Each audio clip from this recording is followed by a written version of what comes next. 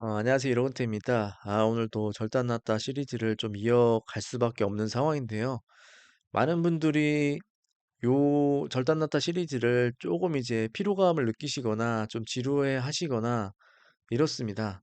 근데 제가 아침에 주식앱을 열 때, 오늘도 열었을 때, 지금 이 말밖에는 지금 먼저 나오는 말이 없더라고요. 그래서 앞으로 좀 며칠간은 더 좀 이어나가야 될 것 같습니다.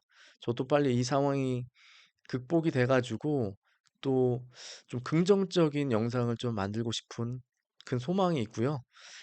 그리고 오늘 새벽에 좀 일어나 가지고 오늘 갑자기 좀 새벽에 눈이 떠지더라고요. 그래서 주식 앱을 열었더니 지금 또 주식이 또 절단난 상황에서 좀 기분이 굉장히 우울합니다. 그래서 좀 지금까지 밖에는 햇빛이 좀 쨍쨍한데 좀 커튼을 다 닫고 좀 책상 앞에서 노트북 앞에서 한 2시간 한 생각에 잠겨 있거든요. 그래서 이제 와이프가 지금 방구석에 앉아가지고 네가 고민한다고 해서 뭐 주식이 오르거나 뭐 어떻게 바뀌지 않는다. 상황이 바뀌지 않는다. 나가서 햇볕을 쬐면서 운동이라도 하고 기분 전환을 좀 시키자. 또 요렇게 말하는데 근데 저는 또 나가서 한가롭게 햇빛 쬐면서만 운동할 기분이 아니다. 나 건들지 마라. 막 이렇게 좀 많이 싸웠습니다. 저는 이제 조금만 더 주식이 하락하게 되면은 이제 곧 목장갑을 끼고 바이크를 타야 되는 그런 상황에 직면해 있기 때문에 지금 굉장히 고민이 많고 나가서 이제 여유롭게 뭐 커피 한 잔 즐기면서 이거 그렇게 할 수 있는 상황이 아닌 것 같아요. 일단 그렇게 먼저 말씀을 드리고 일단 저희 주식 계좌 상황 말씀드리고 그다음에 나스닥 어떻게 앞으로 어떻게 될 것인가 말씀드리고 마지막에 데이터를 보면서 또 오늘 또 끝내겠습니다. 일단 저는 어제 SXL 1차로 잠깐 소소하게 매수를 했습니다. 그래서 이제 저는 이제 마지막으로 이제 필살기를 SXL과 TQQQ를 좀 섞어서 이 상황을 반전시키게 나가겠다. 이렇게 생각을, 목표를 정했습니다. 그래서 지금 저희 자산이 2억 3백으로 지금 하락한 상황에서 상반기까지 2억 5천을 좀 넘어서고 그리고 하반기에 또 5천만 원을 더 벌어가지고 다시 3억까지 올려놓겠다. 이런 지금 목표를 세운 상황이거든요. 그래서 사실은 작년에 제가 SX를 한 5천만 원 갖고 있다가 최근 관세 전쟁 이후에 좀 큰 손해를 보고 매도를 했습니다. 그 다음에 이제 다시 이제 SXL을 다시 재매수를 했는데 이제 굉장히 고민이 많았어요. SXL 매수까지. 이게 SXL TQQ까지는 좀 괜찮은데 SXL은 지금 이거를 보유한다는 자체가 굉장히 버겁거든요, 사실. 이제 많은 분들이 그렇게 느끼실 겁니다. SOXL은 굉장히 버거운 종목이기 때문에 굉장히 힘들지만은 그래도 이 상황을 극복해내는데 는 SOXL 만한 게 없겠다 싶어서 어쩔 수 없이 어제 이제 1차 매수에 들어갔습니다. 그렇게 돼서 저의 이제 총 자산은 2억 3백 정도 이렇게 되고 있고요. 그 다음에 나스닥 뭐 예측 계속 말씀드리지만 저의 계획은 변함이 없습니다.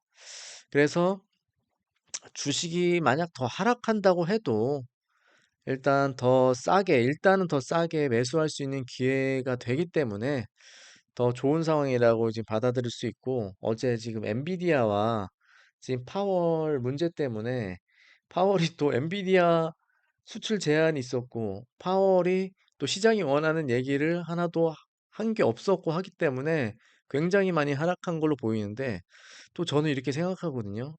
엔비디아 수출 제한은 어차피 제가 많은 지식을 갖고 있지 않지만 우회적으로다가 수출을 할 수 있는 게 아닌가. 저는 이렇게 생각하거든요. 어차피 뭐 중국 나와바리들 있잖아요. 뭐 싱가포르라던가 또 말레이시아. 제가 말레이시아에 살고 있지만 거의 말레이시아는 거의 뭐 중국 거의 중국이거든요, 여기가. 그래서 여기나 뭐 여러 동남아 국가들이 거의 뭐 중국 나와버리기 때문에 우회 수출, 우회 수입 다 할 수 있을 것 같아가지고 저는 별 문제가 없을 것 같다라는 생각이 있거든요.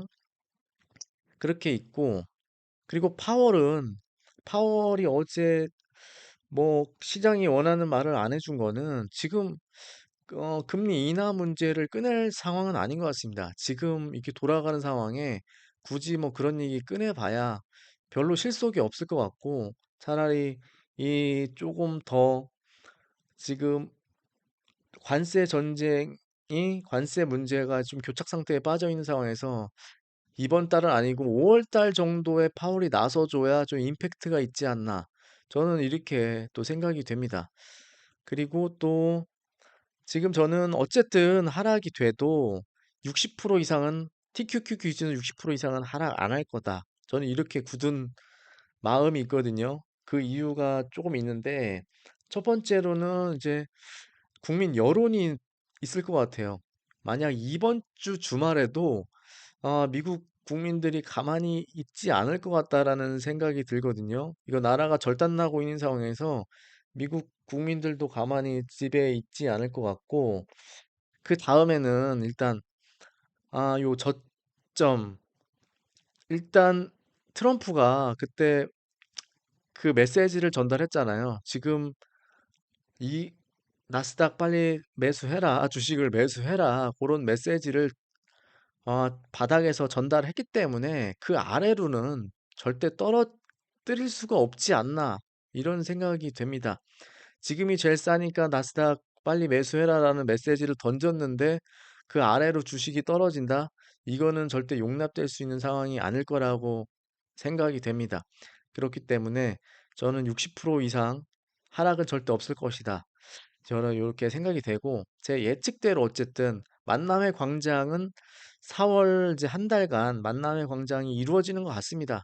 다 예측대로는 가고 있어서 다행이긴 한데, 주식이 계속 하락을 하면은 어쨌든 저 자산이 막 같이 떨어지고 있기 때문에 굉장히 불안한 상황, 요 두 가지 상황에 굉장히 직면하고 있는 것 같습니다.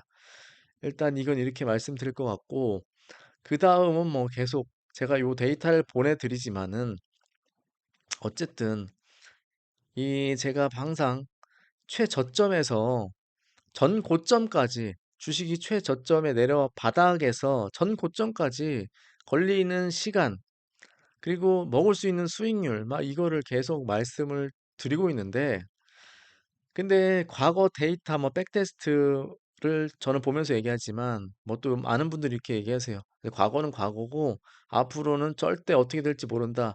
예전에 미국이 아니다.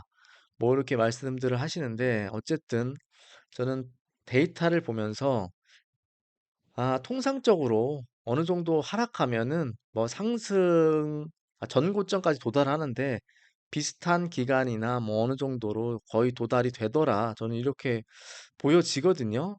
그래서 이 데이터를 많이 보여드리는데 TQQQ 기준으로 보면은 2010년부터 보면은 2010년에도 43%가 하락이 됐을 때, 바닥까지 43%였을 때 전고점까지 도달하는데 115일이 걸리면서 한 75%의 바닥에서부터 전고점까지 수익률을 냈습니다. 그리고 11년에도 44% 정도 하락이 됐고 173일 정도의 만에 전고점으로 복귀되면서 한 78%의 수익이 발생이 됐고요. 그리고 12년에도 또 거의 비슷합니다. 한 31% 정도가 하락했는데 거의 한 100일 만에 이렇게 전고점까지 복구가 됐습니다. 바닥에서. 그리고 뭐 쭉쭉 그렇고요. 뭐 2018년 때도 제가 보여드렸듯이 바닥까지 58% 이렇게 하락이 됐고요. 310일 만에 138% 이렇게 상승이 됐습니다. 이렇게 됐고 한 52% 정도 하락했을 때는 거의 114일 만에 전고점을 돌파를 했기 때문에 뭐 이렇게 쭉쭉 보면은 거의 뭐 대동소이하지 않나 봐요. 어느 정도 저점까지 하락하고 그때부터 전고점까지 도달 기간을 보면은 거의 매년 좀 비슷비슷하게 간다. 저는 이렇게 보여지거든요. 근데 앞으로는 어떻게 될지는 모르겠습니다. 그리고 코로나 때도 뭐 70%가 한 달 만에 뭐 이렇게 하락이 됐지만은 112일 만에 112일 만에 다시 전고점으로 돌파하는 그런 상황이 나왔습니다. 그렇기 때문에 뭐 대동소이하게 이번에도 2018년에 그 상황과 비슷하게 흐르지 않을까. 제가 매일매일 그런 생각을 말씀드리지만은 이번에도 같을 것 같다. 이렇게 생각을 하고 영상을 마치도록 하겠습니다. 감사합니다.